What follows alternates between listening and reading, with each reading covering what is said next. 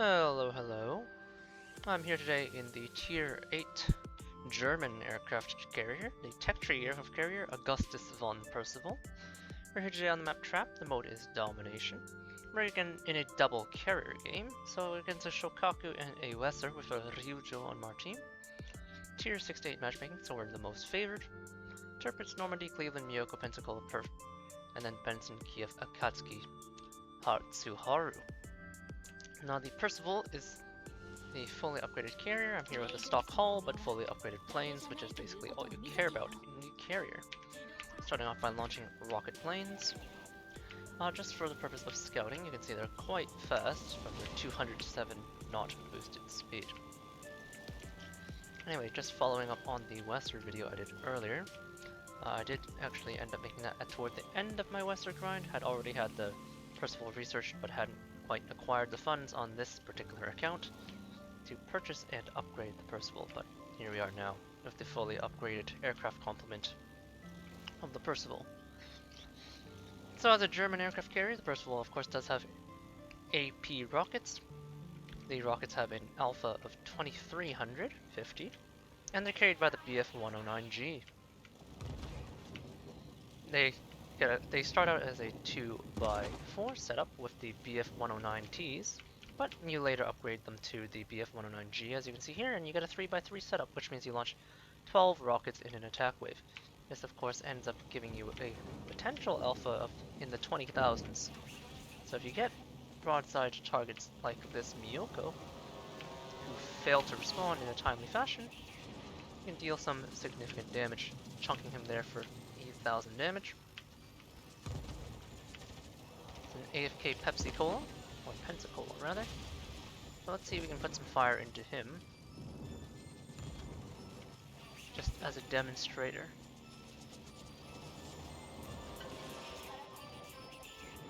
Aimed a bit high, but you can see very easily putting a 10,000 damage chunk into him, and that is of course the potential of the rockets. Now versus superstructure of battleships and destroyers, the rockets are somewhat less effective, but versus cruisers that don't angle, well, you're gonna have a heyday. So that is of course the rockets, somewhat limited, but if you can find citadels, they are extremely useful, and the extra plane that you get when you get to the upgraded planes on the Parseval makes them a sizable upgrade over the Weser at tier 6 beneath it. The planes themselves are fragile, but they handle well, as you saw there I was maneuvering quite easily, and even with these torpedo bombers here, the BF-110C, in this case, you can see the German aircraft overall handle quite well. In exchange, however, they are quite fragile. 9 planes for 15,000 health means that the planes have just about 1,400 health apiece. Each of them carries a German torpedo, does 55 knots without torpedo acceleration, and with the torpedo module, but only has an alpha of 4,067, which is obviously quite low. The flood chance is also low, and you can see from the torpedo range of 2.5 that the travel distance is quite low. In exchange, however, the arming distance is also quite short, and the high speed of the torpedoes makes them quite difficult to dodge. This of course does make them quite well suited to attacking destroyers. In this case, I'm going to finish off this Miyako first, that we started on with our rockets, but we're going to come back for that Akatsuki in the smoke after.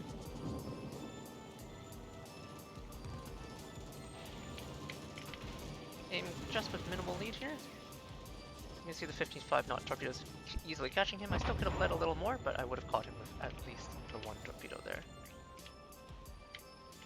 Looks like this Normandy's turning. I'm going to leave the Akatsuki for now. Now, with Japanese torpedoes, this small channel means that I probably wouldn't be able to catch the Normandy. Dropping a bit early here because I was blind. So I'm probably going to miss that. But you can see the arming distance is quite sufficient for these short arming German torpedoes, similar to those of the British. Unlike the British, however, these are a little less meaty in terms of damage, but they do travel quite rapidly, unlike the 40 knot upgraded torpedoes of the Implacable, for example.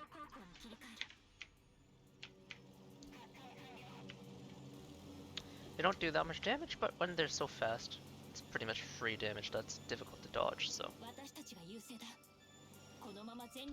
Definitely a formidable weapon, and because you have 3 of them now, unlike the paired Weser torps, which also have a very wide spread, it is a sizable upgrade. Now onto the primary weapon. Now first off, you'll notice that this squadron has a heel. This is the dive bomb squadron, also the Bf-110C here. They are of course the high altitude German style dive bomber, and each carries a bomb with a maximum alpha of 7,800, which of course is more than that of the Shoukaku, and indeed more or less matches that of the former Hakuryu alpha. So 7,600 by 3, and you end up with a 2280. Or 22,800 alpha, so a substantial amount of damage, quite obviously.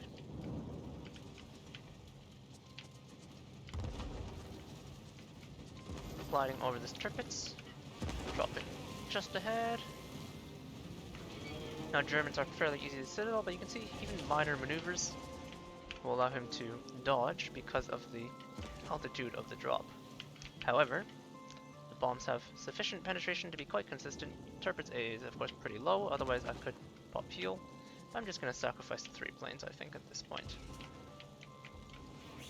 He's moving toward me in this case.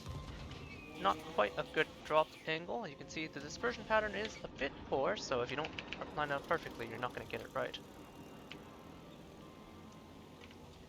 But still, even just the one citadel to chunk him for 10k, so a fairly solid strike. The accuracy compared to the Weser and the Rhine that come before it is a bit decreased because of the triple drop pattern of getting the extra bomb, but the potential damage is very high, so it's quite worth it. There's that Benson over there, and since we are demonstrating the capabilities of the Percival, I'm quite comfortable just going after him at this point. Coming at him from cover with the fragile torpedo bombers, still have all my consumables pretty much. And you can see the aircraft close at quite high speed. Benson's quite a fast destroyer, so I'm going to give him some significant lead even with 55 knots of speed. And a properly led torpedo strike chunks him for all 3 and gets a flood. And this guy's not responding at all, but he's quite saturated, you can see.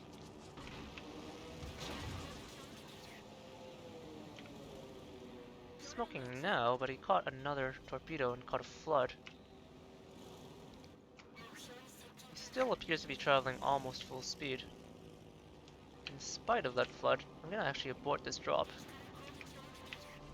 I think, and go after the Kiev at this point,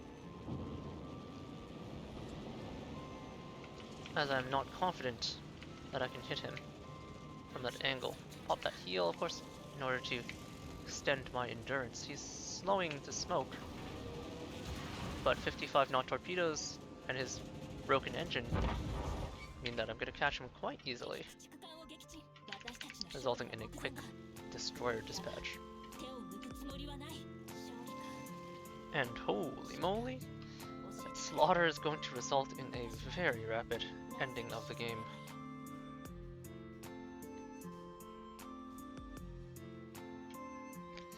So, very fast match there, but 52,000, 8 torpedo strikes, 2 bomb hits only. Didn't get to show off too much of the bombs with the rockets, got some decent hits, especially since we found an AFK Pensacola. Base experience wise, only 13,000, but that's what happens when the game ends before you can even kill everything. With that said, we'll just do a brief port overview before we jump into the second game. So this is the stock Percival, though I think I can upgrade the hull now. I have the experience, certainly. So upgrading does give me a substantial amount of AA defenses, it looks like mainly, and a little bit of HP. Only 1400, so we have the most majority of our HP.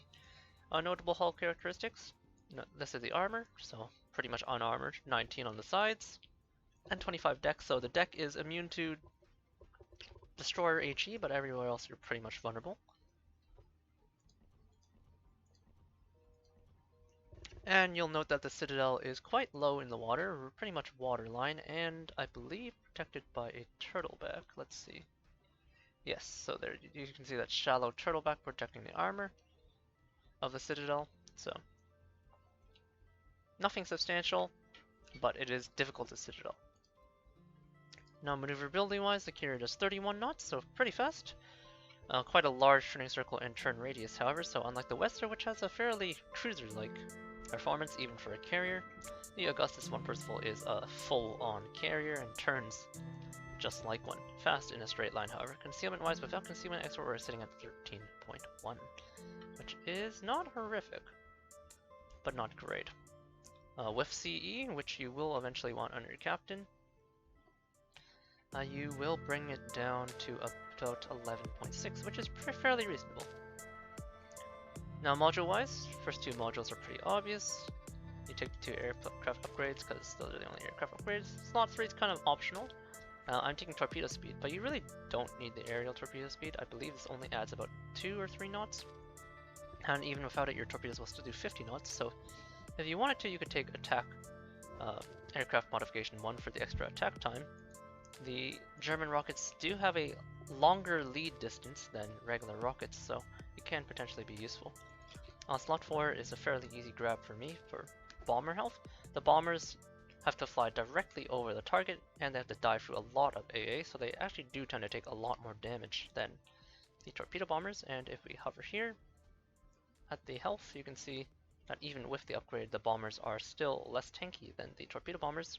Now both squadrons have a heal, but dive bombers in general almost always take more damage over the target because they have to get closer into short range AA, which can often be quite intense. And then last but not least, surfacing time for some extra deck space and plane regeneration time. Captain-wise, I'm only running an 11-point captain, of which I've only used 9 points, so we still have that basic 9-point Weser build of surfacing time, speed, armor, and survivability expert. My next 4 points are either going to go towards concealment expert or the site stabilization. Now you don't actually need site stabilization, it might just be personal preference, but currently that's how I'm running my German carriers. You can definitely put those points towards AFT, because if you look at the secondaries, they don't have the Graf Zeppelin dispersion, so don't get anything. Don't get too excited, but even stock, they come with 7-kilometer base range, which means AFT will pump it up to 8.4 quite generously. And then if you put on the module, which adds another 20% here in slot 3, I believe, that's another 1.4. So you could potentially get a range of 9.8 out of this carrier without flags. And probably flags would push you to about 10.2, so not insubstantial self-defense weapons, but especially since with AP rockets and AP bombs you don't have a great tool against. Destroyers, outside of course nailing them with torpedoes as you saw me do there, but it's somewhat unreliable against a destroyer who's paying attention.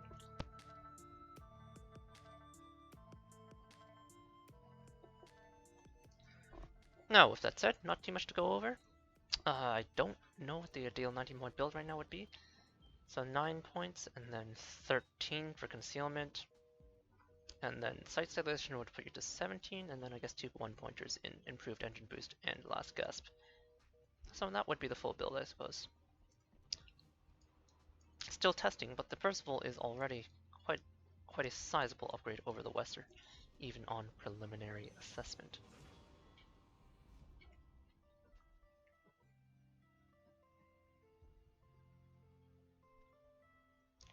So heading back into the queue, just for a quick second match.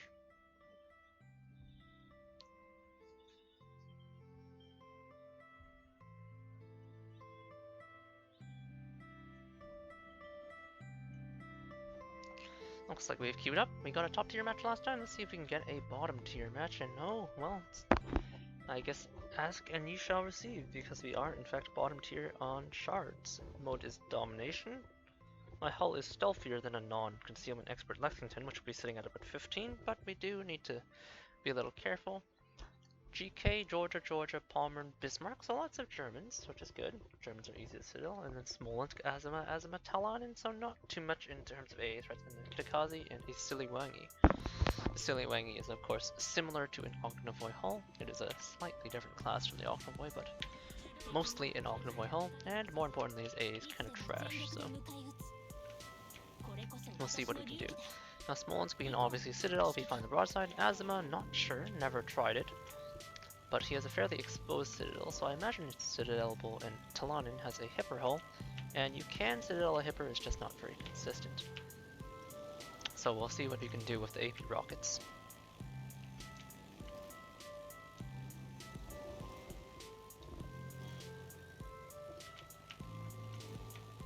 Diving through with the PF-109Gs, again fragile aircraft, with a fairly heavy rocket strike. Just looking for cruisers, so the awkward thing about scouting with these is that you can't quite hunt destroyers the way you would normally. I'm gonna die for that Talanin here, in this case, even though the Smolensk is beside him. One, because the Talanin doesn't have heal, and two, because he's at a better angle. You can see there the AA shredding, and the slight angling of the Talanin results in me not getting any citadels there, so in comparison, even though I landed 10 rockets, some of them ricocheted, and the ones that didn't ricochet only were penetrations and over-penetrations. And as a result, the damage is very mediocre compared to, say, that 10,000 slap I punched into the Pensacola that you saw last match. So boosting up with the BF-110s, we did see the Kitagazi during our initial intercept. So we know his entrance angle, it's going to be from this opening up here.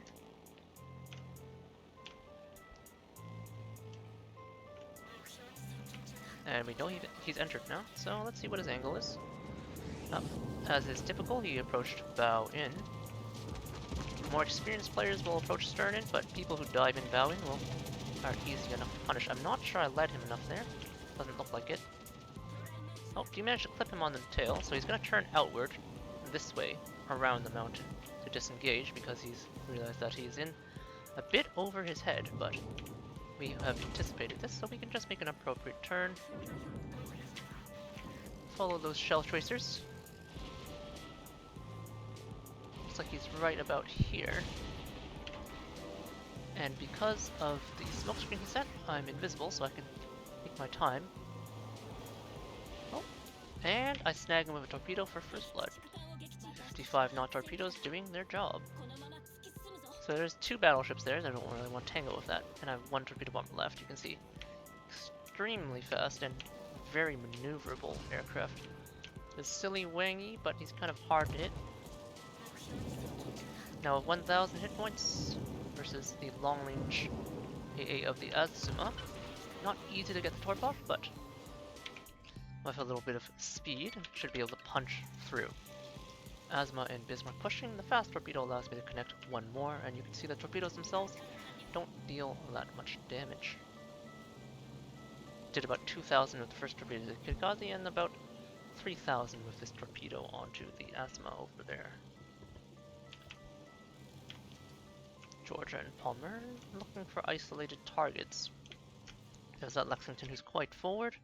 As I mentioned, his high detectability getting him into some trouble. Azuma turning away, the Smolensk over there, not attractive. You saw early on what they did to my rocket planes. So I'm cruising for a target. 22,000 AP Alpha, GK and Georgia on the border. Now these bombs do actually have quite a bit of power. So you should be able to citadel most Americans. The Massachusetts, which is usually fairly resistant to citadels, for example, is actually quite a viable target. The GK is a little more consistent. A Shoukaku even would not have any problems striking a GK, but there is the fighter potential. It looks like he's already dropped one.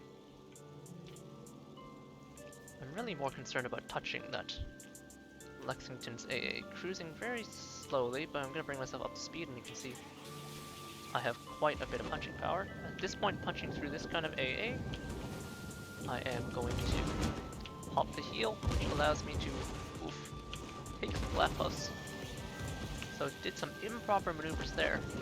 Gonna have to ditch a bit early. You can see the wide dispersion spread means that even a slight maneuver causes me to miss, so kind of some pilot error there. So you can see if you look downward while you're striking, because of the way the ellipse is, the flak spawns in front of you at the higher level.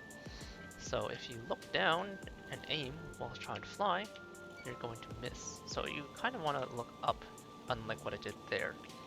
Right up until you're onto the target. Got that early destroyer kill, but it doesn't seem to be mattering very much. Looks like we lost my Buki in exchange. We pick up a Georgia over there who pushes through and quite overextends himself into the entire concave of my team. It's a fighter of some sort. Oh, that's just the GK's spotter plane. He took some fire, so it's quite likely that he may have used his damage control. So I'm going to try for a flood here in this case. At low altitudes and high speeds. 192 knot closing speed in this case. Quite easy to do my job. Asma over there at a nice angle, so I'm going to dive through. 1, 2, 3 easy connections onto the Grosse first. Closing. Oh, this black box is going to be difficult to avoid.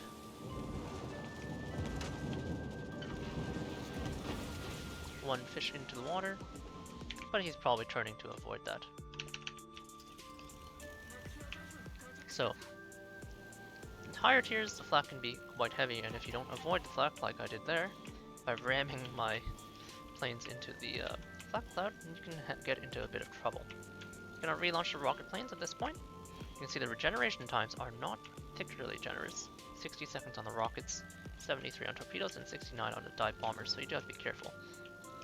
Still sitting relatively healthy on reserves, but not overly high. Okay, the target I wanted to attack, the Azuma, is now dead. Silly Wengi's, well, that's a small one, skin the smoke. So let's test these rockets against the superstructure. Haven't done that too much. Oh, 2 of my allies die in quick succession, which is unfortunate. Looks like the enemy has managed to break out of the contain. We had them up there.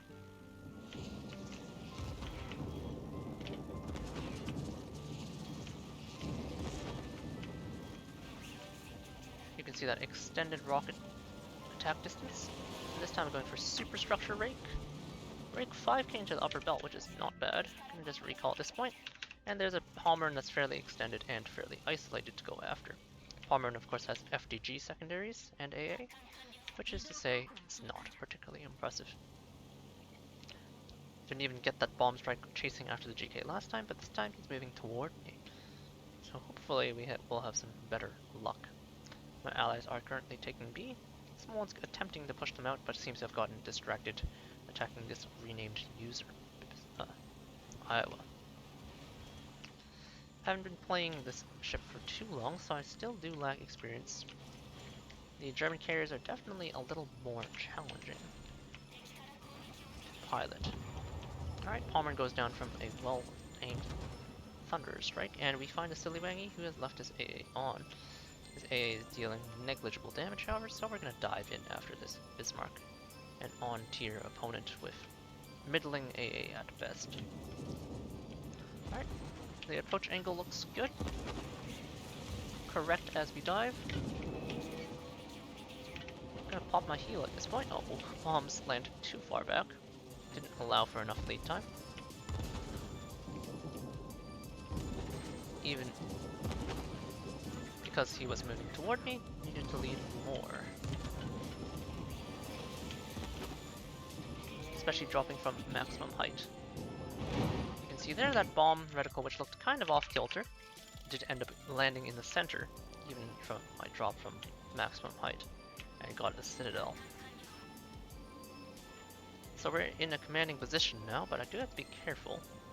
Don't actually want to bring those secondaries to bear. Kitakazi in smoke, being rushed by a Bismarck. There's that second Asma. Pity I didn't bring the rockets.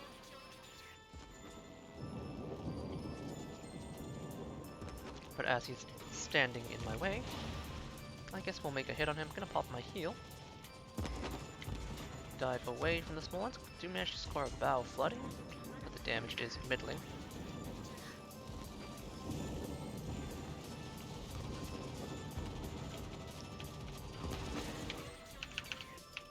He's gonna turn and be stuck alongside this rock for a bit. So fairly easy strike. Still only managed to land 2. Oh, just kidding, he landed all 3. His options for maneuvering are limited, which is why you don't really want to take those kinds of positions in any particular ship.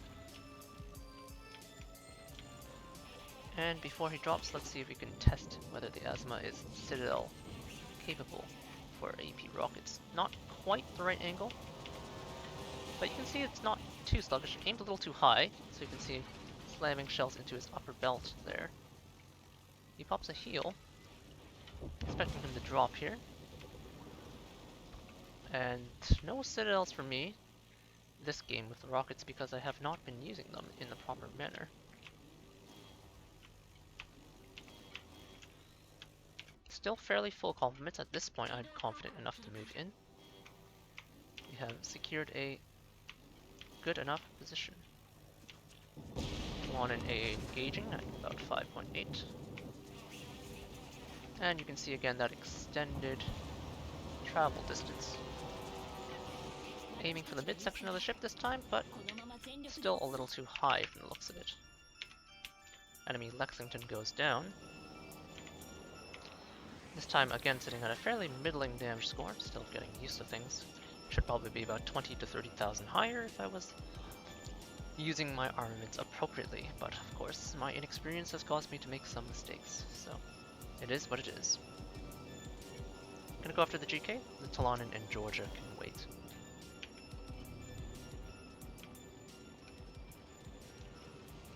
Popping my engine cooling, like all German carriers, of course I have an extra charge of that consumable.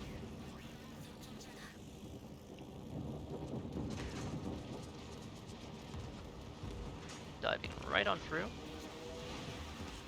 Torpedoes are low damage, but the GK has poor torpedo protection.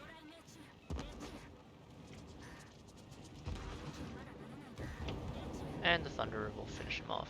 3 bombers left from the 9 plane squadron. Avoid that residual Lexington fighter, and we're gonna hunt that Talanin.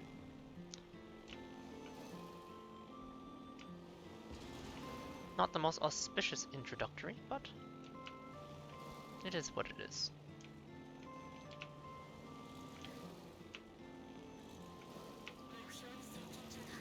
800 health, 3 aircraft, only need to connect 1 torpedo. Of course that is before shells land. But looks like that's not going to be the case today, and that is going to wrap things up for us.